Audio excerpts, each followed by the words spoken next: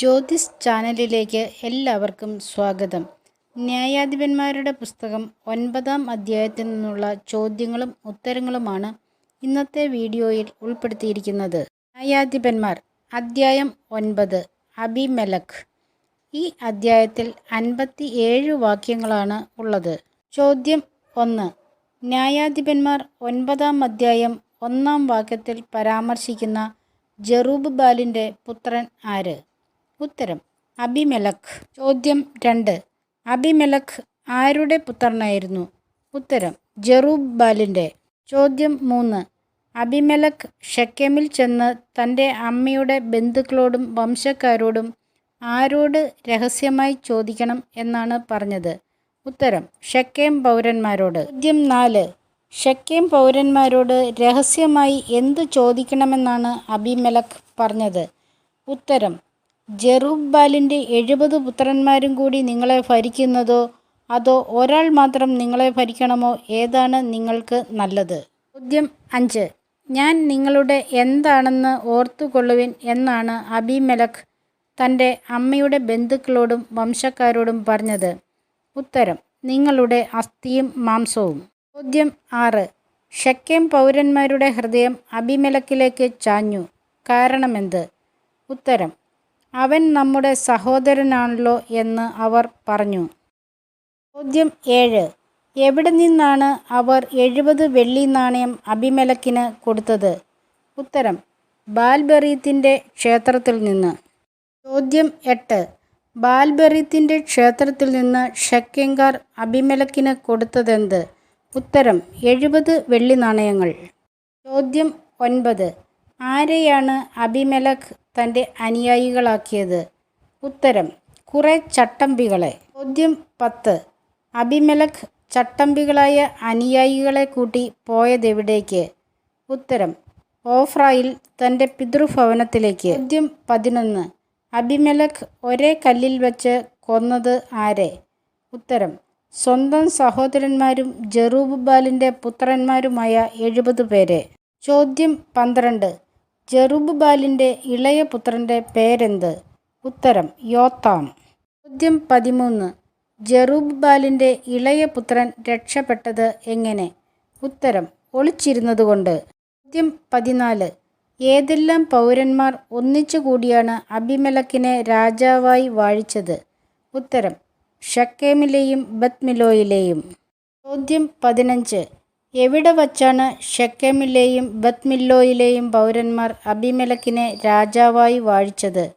ഉത്തരം ഷെക്കേമിലെ സ്തംഭത്തോട് ചേർന്നുള്ള ഓക്കുമരത്തിൻ്റെ സമീപം വച്ച്. ചോദ്യം 16. ഷെക്കേമിലെ സ്തംഭത്തോട് ചേർന്നുള്ള ഓക്കുമരത്തിൻ്റെ സമീപം വച്ച് രാജാവായി വാഴിച്ചത് ആരെ? ഉത്തരം അബിമെലക്കിനെ. ചോദ്യം 17. അബിമെലക്കിനെ രാജാവായി വാഴിച്ച വിവരമറിഞ്ഞ യോത്താം എവിടെ നിന്നാണ് സംസാരിച്ചത്? ഉത്തരം ഗെരിസീം മലയുടെ മുകളിൽ കയറി നിന്ന്. ചോദ്യം 18. എന്തിനു വേണ്ടി ഞാൻ പറയുന്നത് ശ്രദ്ധിക്കുവിൻ എന്നാണ് യോത്താം ഉച്ചത്തിൽ വിളിച്ചു പറഞ്ഞത്? ഉത്തരം ഷെക്കേം നിവാസികളെ, നിങ്ങളുടെ പ്രാർത്ഥന കേൾക്കേണ്ടതിന്. ചോദ്യം 19. ഒരിക്കൽ ആര് തങ്ങൾക്ക് രാജാവിനെ വാഴിക്കാൻ തീരുമാനിച്ചു എന്നാണ് യോത്താം വിളിച്ചു പറഞ്ഞത്? ഉത്തരം വൃക്ഷങ്ങൾ. ചോദ്യം 20. തങ്ങളുടെ മേൽ വാഴുക എന്ന് വൃക്ഷങ്ങൾ ആദ്യം പറഞ്ഞത് ആരോട്? ഉത്തരം ഒലിവു മരത്തോട്. ചോദ്യം 21. ഞങ്ങളുടെ മേൽ വാഴുക എന്ന് വൃക്ഷങ്ങൾ പറഞ്ഞപ്പോൾ ഒലിവുമരം പറഞ്ഞ മറുപടി എന്ത്? ഉത്തരം ദേവന്മാരെയും മനുഷ്യരെയും ഒന്നുപോലെ ബഹുമാന്യരാക്കുന്ന എൻ്റെ എണ്ണ മറന്ന് വൃക്ഷങ്ങളുടെ മേൽ വാഴാൻ ഞാൻ പോകണോ? ചോദ്യം 22. നീ വന്ന് ഞങ്ങളെ ഭരിക്കുക എന്ന് വൃക്ഷങ്ങൾ പറഞ്ഞത് ആരോട്? ഉത്തരം അത്തിമരത്തോട്. ചോദ്യം 23. അത്തിമരത്തോട് വൃക്ഷങ്ങൾ പറഞ്ഞതെന്ത്? ഉത്തരം വന്ന് ഞങ്ങളെ ഭരിക്കുക. ചോദ്യം 24. അത്തിമരം വൃക്ഷങ്ങളോട് പറഞ്ഞതെന്ത്? ഉത്തരം രുചിയേറിയ എൻ്റെ പഴം ഉപേക്ഷിച്ച് ഞാൻ വൃക്ഷങ്ങളുടെ മേൽ വാഴുവാൻ പോകണമോ? ചോദ്യം 25. ഞങ്ങളുടെ മേൽ വാഴുക എന്ന് മുന്തിരിയോട് വൃക്ഷങ്ങൾ പറഞ്ഞപ്പോൾ മുന്തിരി പറഞ്ഞതെന്ത്? ഉത്തരം ദേവന്മാരെയും മനുഷ്യരെയും സന്തോഷിപ്പിക്കുന്ന എൻ്റെ വീഞ്ഞ് ഉപേക്ഷിച്ച് ഞാൻ വൃക്ഷങ്ങളുടെ മേൽ വാഴാൻ പോകണമെന്നോ? ചോദ്യം 26. അവസാനം വൃക്ഷങ്ങളെല്ലാം ചേർന്ന് ആരോടാണ് തങ്ങളുടെ മേൽ വാഴുക എന്ന് പറഞ്ഞത്? ഉത്തരം മുൾച്ചെടിയോട്. ചോദ്യം 27. മുൾച്ചെടി വൃക്ഷങ്ങളോട് പറഞ്ഞ മറുപടി എന്ത്? ഉത്തരം നിങ്ങൾ എന്നെ നല്ല മനസ്സോടെയാണ് അഭിഷേകം ചെയ്യുന്നതെങ്കിൽ എൻ്റെ തണലിൽ അഭയം തേടുവിൻ. അല്ലാത്തപക്ഷം മുൾപ്പടർപ്പിൽ നിന്ന് തീ ഇറങ്ങി ലെബനോനിലെ ദേവദാരുക്കളെ നശിപ്പിക്കട്ടെ. ചോദ്യം 28. നിങ്ങൾ എങ്ങനെയാണ് അബിമെലെക്കിനെ രാജാവാക്കുന്നത് എന്നാണ് യോഥാം ചോദിച്ചത്? ഉത്തരം പരമാർത്ഥ ഹൃദയത്തോടെയാണോ? 29. ആരുടെ പ്രവൃത്തികൾക്ക് അർഹിക്കുന്ന വിധമാണോ നിങ്ങൾ പെരുമാറുന്നതെന്നാണ് യോഥാം ചോദിച്ചത്? ഉത്തരം ജെറുബ്ബാലിനോടും അവൻ്റെ ഭവനത്തോടും. ചോദ്യം 30. എൻ്റെ പിതാവ് മിദ്യാൻകാരുടെ കയ്യിൽ നിന്ന് നിങ്ങളെ വീണ്ടെടുത്തത് എങ്ങനെ എന്നാണ് യോഥാം പറഞ്ഞത്? ഉത്തരം ജീവനെ തൃണവൽഗണിച്ച് നിങ്ങൾക്ക് വേണ്ടി പോരാടി. ചോദ്യം 31. തൻ്റെ പിതാവിനോട് എന്തെല്ലാം ചെയ്തു എന്നാണ് യോഥാം പറയുന്നത്? ഉത്തരം തൻ്റെ പിതാവിൻ്റെ കുടുംബത്തിനെതിരെ കരമുയർത്തിയിരിക്കുന്നു. അവൻ്റെ 70 പുത്രന്മാരെ ഒരേ കല്ലിൽ വെച്ച് വധിച്ചു. ദാസിയിൽ ജനിച്ച പുത്രനായ അബിമെലെക്കിനെ രാജാവായി വാഴിച്ചു. ചോദ്യം 32. എന്തുകൊണ്ടാണ് അബിമെലെക്കിനെ ഷെക്കേമിൽ രാജാവായി വാഴിച്ചത് എന്നാണ് യോഥാം പറഞ്ഞത്? ഉത്തരം നിങ്ങളുടെ ബന്ധുവായതുകൊണ്ട്. ചോദ്യം 33. അബിമെലെക്ക് നിങ്ങളിലും നിങ്ങൾ അബിമെലെക്കിലും എപ്പോൾ സന്തോഷിക്കട്ടെ എന്നാണ് യോഥാം പറഞ്ഞത്? ഉത്തരം നിങ്ങൾ പരമാർത്ഥ ഹൃദയത്തോടെയാണ് ജെറുബ്ബാലിനോടും കുടുംബത്തോടും പ്രവർത്തിച്ചതെങ്കിൽ. ചോദ്യം 34. നിങ്ങൾ പരമാർത്ഥ ഹൃദയത്തോടെയല്ല പ്രവർത്തിച്ചതെങ്കിൽ എന്ത് സംഭവിക്കട്ടെ എന്നാണ് യോഥാം പറഞ്ഞത്?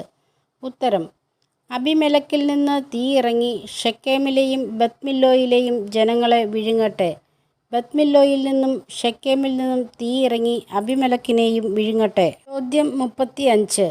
യോഥാം അബിമെലെക്കിനെ ഭയന്ന് പലായനം ചെയ്തത് എവിടേക്ക്? ഉത്തരം ബേറിലേക്ക്. ചോദ്യം 36. അബിമെലെക്ക് എത്ര വർഷം ഇസ്രായേൽ ഭരിച്ചു? ഉത്തരം 3 വർഷം. ചോദ്യം 37. അബിമെലെക്കിനും ഷെക്കേം നിവാസികൾക്കും ഇടയിലേക്ക് ദൈവം അയച്ചതെന്ത്? ഉത്തരം ഒരു ദുരാത്മാവിനെ. ചോദ്യം 38. ദൈവം ഒരു ദുരാത്മാവിനെ അയച്ചത് എവിടേക്ക്? ഉത്തരം അബിമെലെക്കിനും ഷെക്കേം നിവാസികൾക്കും ഇടയിലേക്ക്. ചോദ്യം 39. അബിമെലെക്കിനെ വഞ്ചിച്ചതാര്? ഉത്തരം ഷെക്കേം നിവാസികൾ. ചോദ്യം 40. ജെറുബ്ബാലിൻ്റെ 70 മക്കളോട് ചെയ്ത അക്രമത്തിന് പ്രതികാരം ഉണ്ടായത് എങ്ങനെ? ഉത്തരം അബിമെലെക്കിനും ഷെക്കേം നിവാസികൾക്കുമിടയ്ക്ക് ദൈവം ഒരു ദുരാത്മാവിനെ അയച്ചു. ഷെക്കേം നിവാസികൾ അബിമെലെക്കിനെ വഞ്ചിച്ചു. അങ്ങനെ. ചോദ്യം 41. ജെറുബ്ബാലിൻ്റെ 70 മക്കളുടെ രക്തം ആരുടെ മേലാണ് പതിച്ചത്? ഉത്തരം അബിമെലെക്കിൻ്റെയും കൂട്ടുനിന്ന ഷെക്കേം നിവാസികളുടെയും മേൽ. ചോദ്യം 42. ഷെക്കേംകാർ അബിമെലെക്കിനോട് ചെയ്തതെന്ത്? ഉത്തരം മലമുകളിൽ അബിമെലെക്കിനെതിരെ ആളുകളെ പതിയിരുത്തി.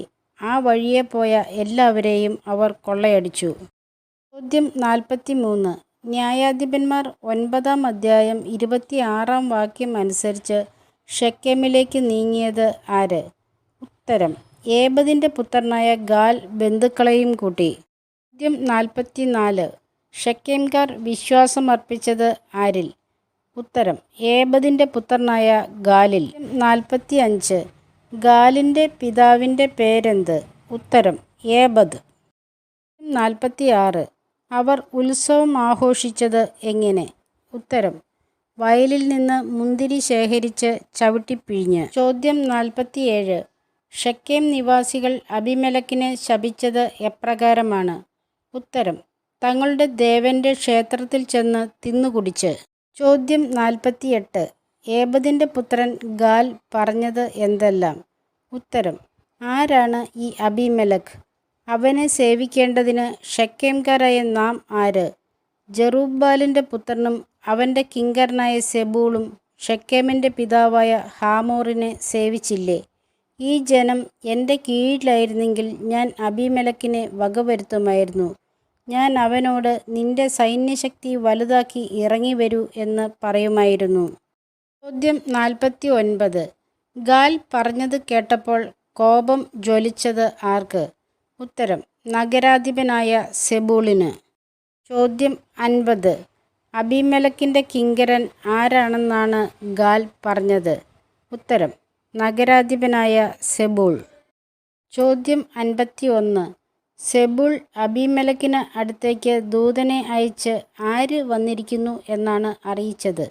ഉത്തരം, ഗാലും അവൻ്റെ ആളുകളും. ചോദ്യം 52. ഗാലും അവൻ്റെ ആളുകളും നിനക്കെതിരെ നഗരവാസികളെ ഇളക്കുന്നു. അതുകൊണ്ട് എന്ത് ചെയ്യണം എന്നാണ് സെബൂൾ അബീമേലെക്കിനെ അറിയിച്ചത്? ഉത്തരം, നീ സൈന്യത്തോടുകൂടെ പുറപ്പെട്ട് രാത്രി വയലിൽ പതിയിരിക്കുക. അതിരാവിലെ സൂര്യൻ ഉദിച്ചുയരുമ്പോൾ എഴുന്നേറ്റ് പട്ടണത്തിൽ പ്രവേശിച്ച് ആക്രമിക്കുക.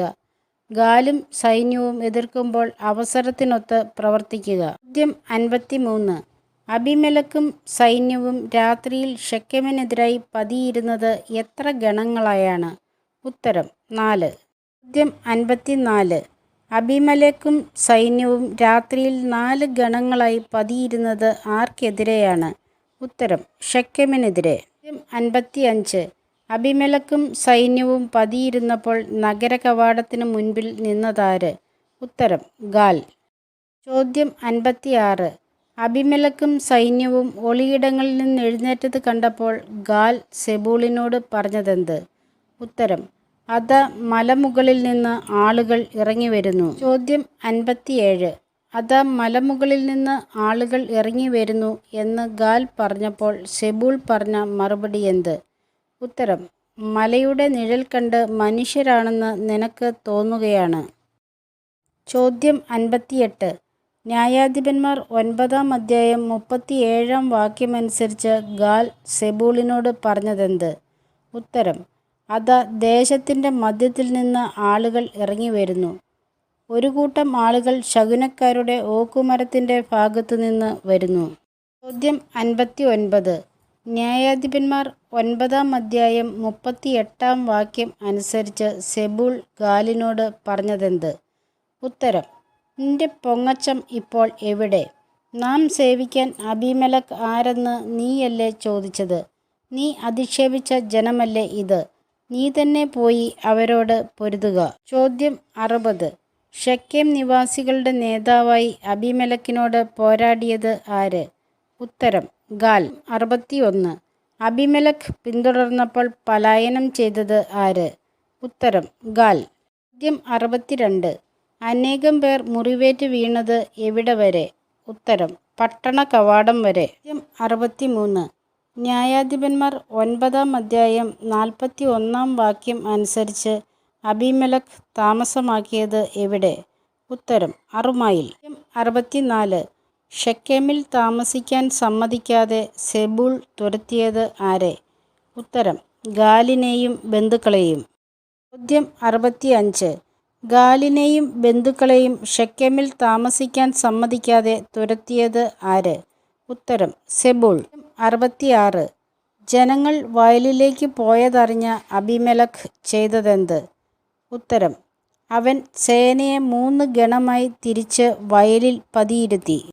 ചോദ്യം 67. 3 ഗണമായി തിരിച്ച സേന ചെയ്തതെന്ത്?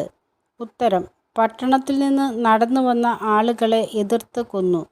അബീമേലെക്കും അവനോട് കൂടെ ഉണ്ടായിരുന്ന ഒരു ഗണവും നഗര കവാടത്തിൽ ചെന്നു നിന്നു. മറ്റ് 2 ഗണങ്ങൾ വയലിൽ നിന്നിരുന്നവരുടെ അടുത്തേക്ക് പാഞ്ഞു ചെന്ന് അവരെ കൊന്നു. ചോദ്യം 68.